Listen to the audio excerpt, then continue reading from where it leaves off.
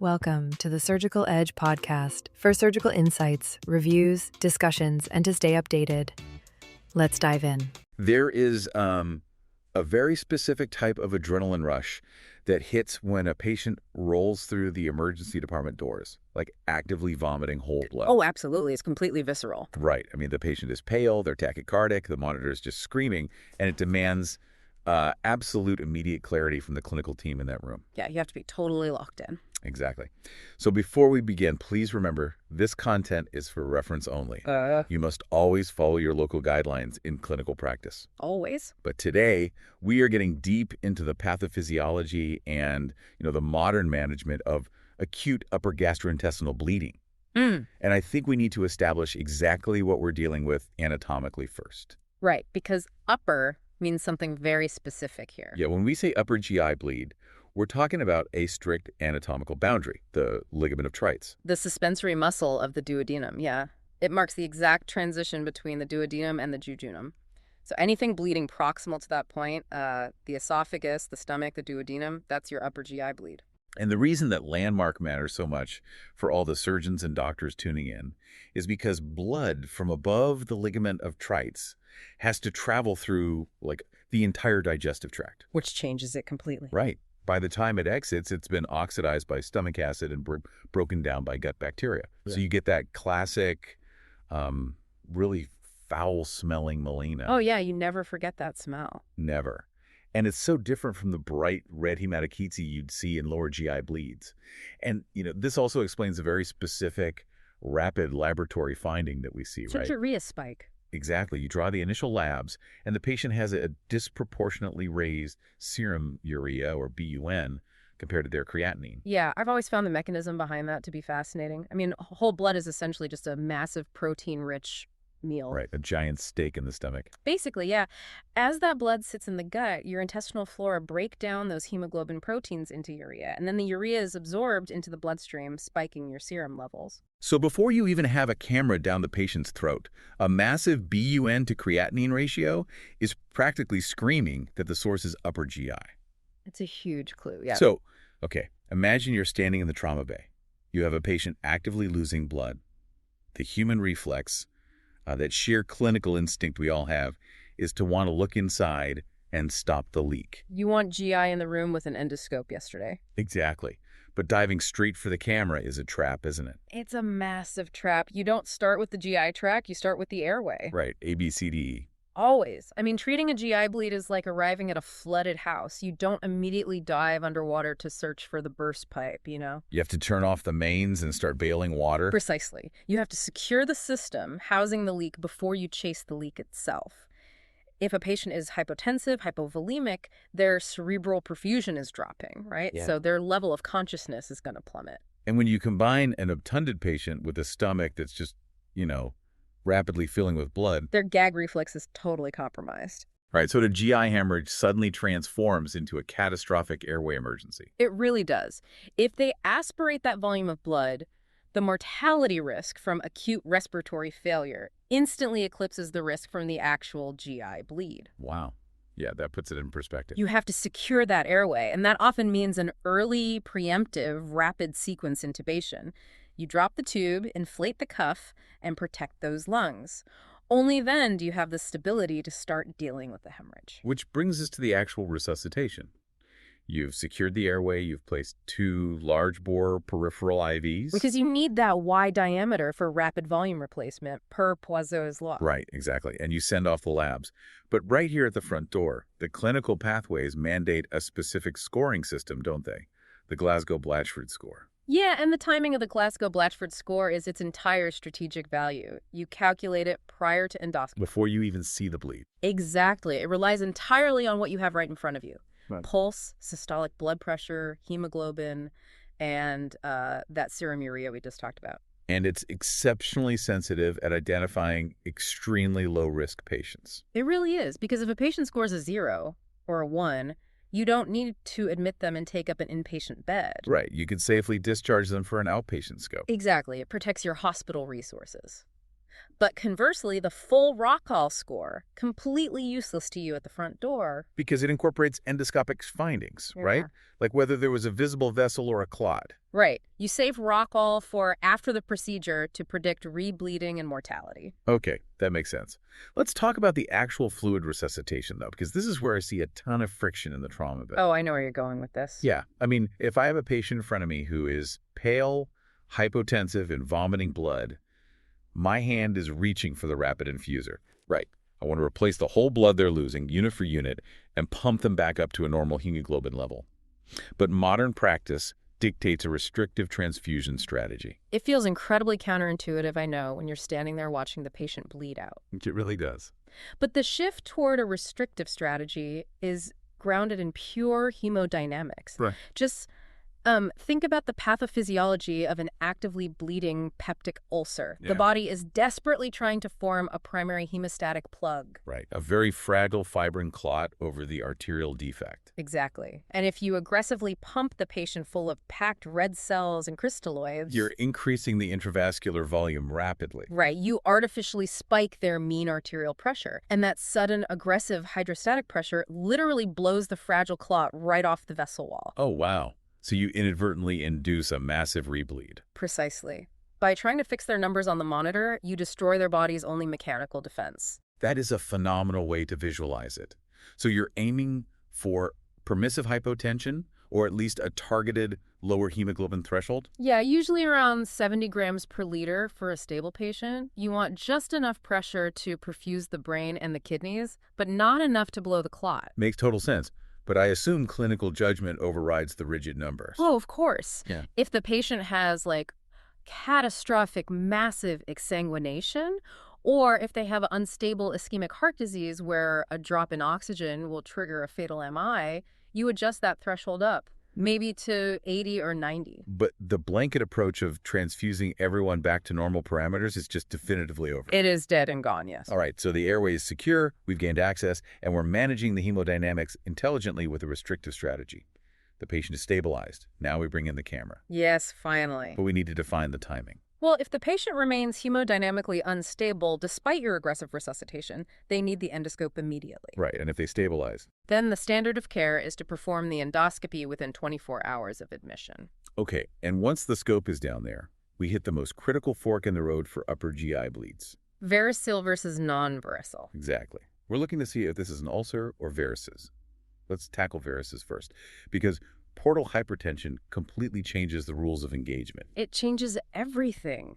You are no longer dealing with a localized arterial defect. You're dealing with a massive systemic pressure failure. Right, because blood flow from the mesenteric vessels normally drains through the portal vein into the liver. But in a cirrhotic patient, the fibrotic liver creates massive resistance. The blood hits a concrete wall. Exactly. The portal pressure skyrockets, and the blood is forced to find collateral pathways back to the systemic circulation. Typically backing up into the fragile submucosal veins of the lower esophagus and the gastric fundus. And those veins simply are not designed to handle that kind of hydrostatic pressure. They dilate, they become these engorged varices, and when they pop, the bleeding is torrential. Which is why, during your primary survey, you have to look for stigmata of chronic liver disease, right?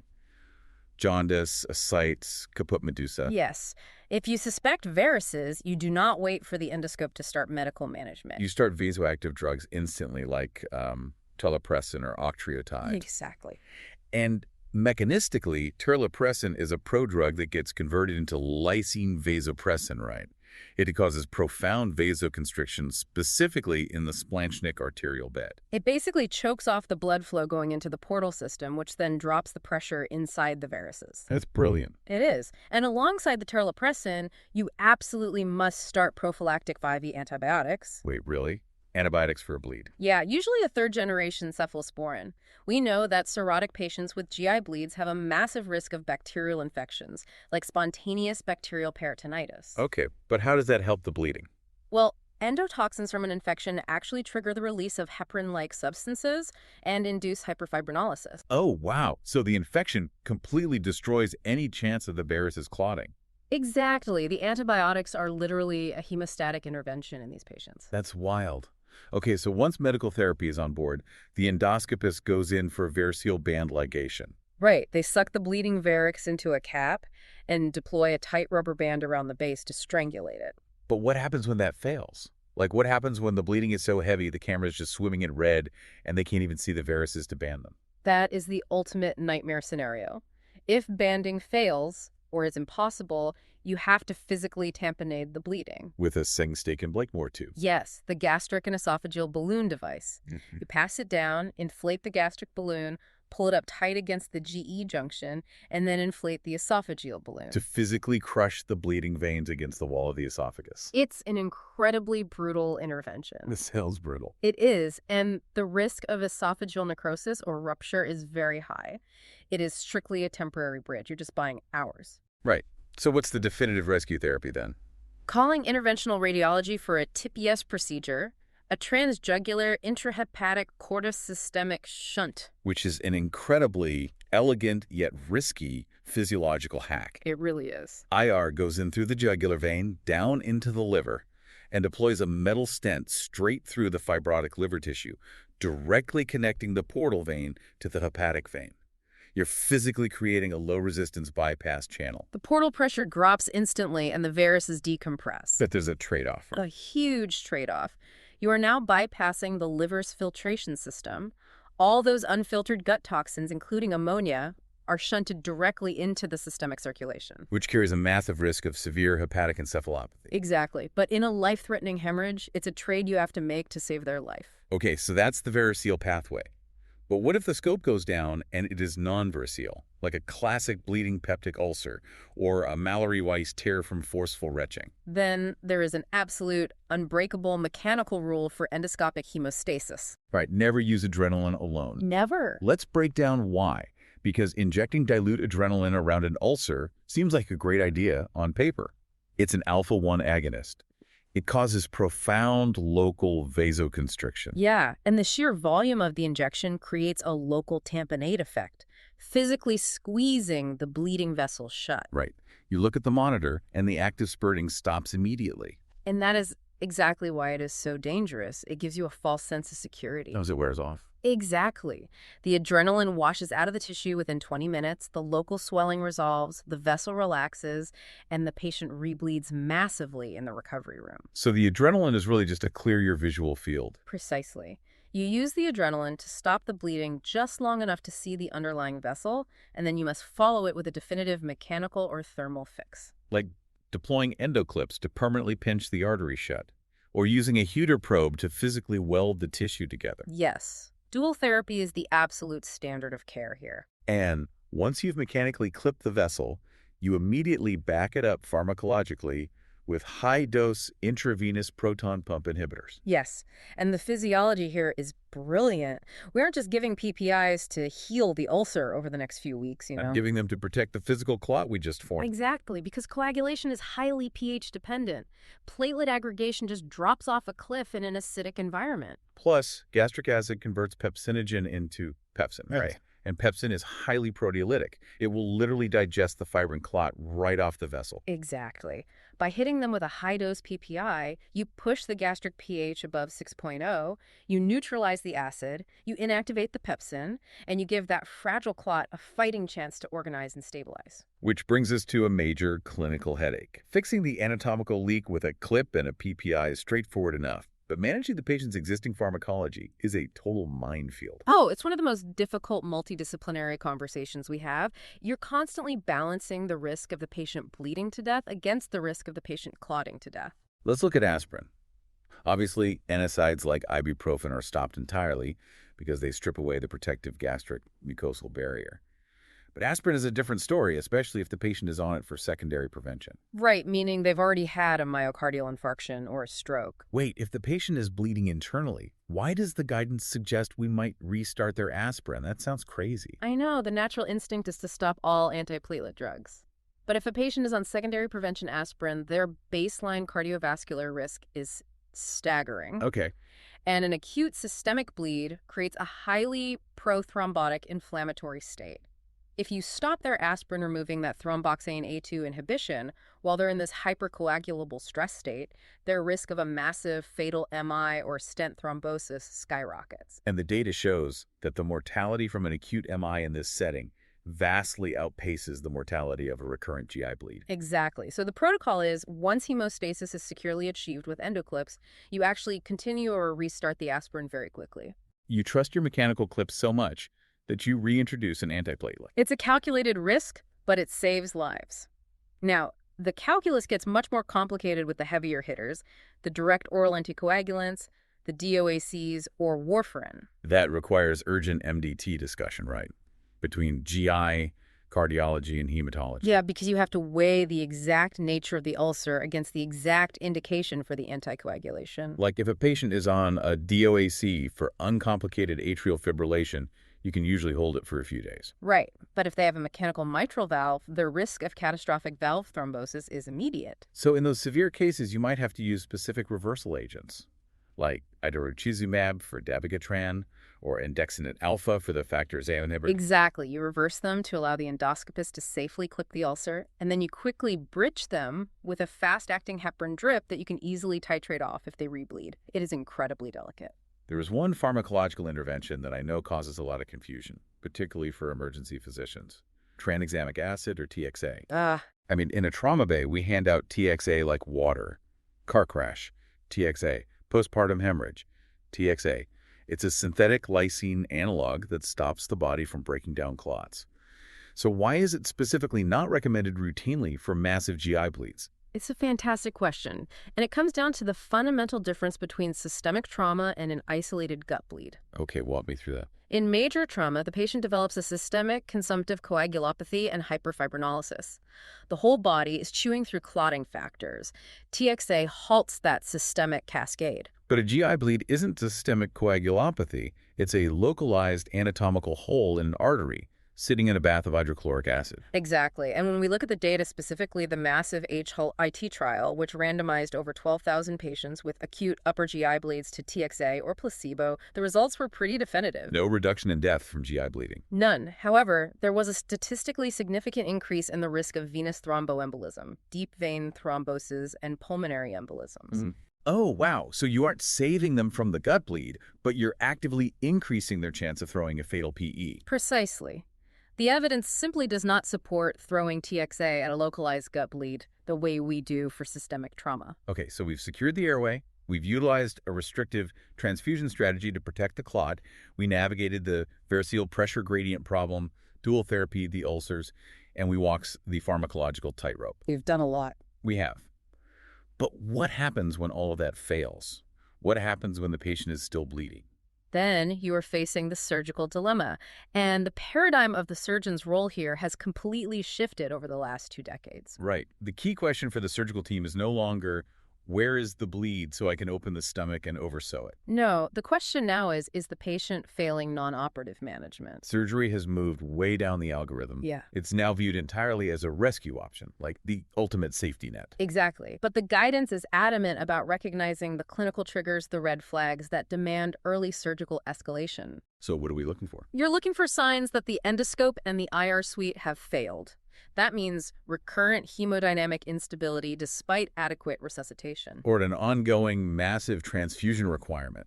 Like if you're pouring in more than 6 units of packed red cells and they're still dropping, you're losing the battle. Right. And recurrent endoscopic failure, where the gastroenterologist has clipped it twice and it's still spurting. And a major anatomical culprit here is the gastroduodenal artery, the GDA, right? Oh, notoriously. Because of its position, sitting right behind the posterior wall of the duodenal bulb, if a posterior duodenal ulcer erodes deeply into the GDA, the sheer arterial pressure from that vessel can be practically impossible to control with tiny endoscopic clips. That's the scenario where you need early, aggressive discussion with the surgical team. And early is the operative word. Because surgery is a rescue option, these patients are usually physiologically exhausted by the time the decision to operate is made. They're coagulopathic, acidotic, and hypothermic. The lethal triad of trauma. Exactly. You are performing damage control surgery on a patient with zero physiological reserve. Yeah. You open the duodenum, identify the bleeding GDA, and you have to rapidly undersew it with heavy non-absorbable sutures to physically ligate the artery in the ulcer bed. It is technically demanding and incredibly high stakes. Which brings up a really fascinating final thought for everyone listening to Mull Over today. We've seen how the advancement of advanced endoscopy and interventional radiology has fundamentally transformed the management of GI bleeds. I mean, IR and GI now handle, what, 95% of these cases successfully? Easily 95%, yeah. And that shifting paradigm creates a massive training dilemma for the future of surgery. It really does. Surgery has evolved from the primary weapon to the rare, high-stakes safety net. So if a general surgery resident today rarely sees an open gastrotomy or duodenotomy for a bleeding ulcer during their training because IR fixes them all, how do we ensure they're technically and psychologically ready to perform that exact operation at 3:00 a.m. on a dying coagulopathic patient when the safety net is finally called upon? It is a critical question. The tools and the algorithms are better than ever, but when the algorithms fail, the stakes have never been higher. The anatomy doesn't change, and the pressure certainly doesn't. Well, if you liked this content, please don't forget to share this deep dive with at least one of your colleagues or friends to spread the word. Also, make sure to check out our YouTube and other social media pages. And definitely check out our previous season and episodes, which feature some very relevant topics for your daily practice. Remember, respect the airway, trust your mechanical clips, and manage the hemodynamics carefully. Stay sharp, and we will see you on the next deep dive. Thank you for listening to the Surgical Edge podcast. Don't forget to like, share, and subscribe. Help us grow and deliver even more relevant surgical content by pressing the support button. Your contribution truly makes a difference. And don't forget to share with us your advice, feedback, and the topics you would like us to include.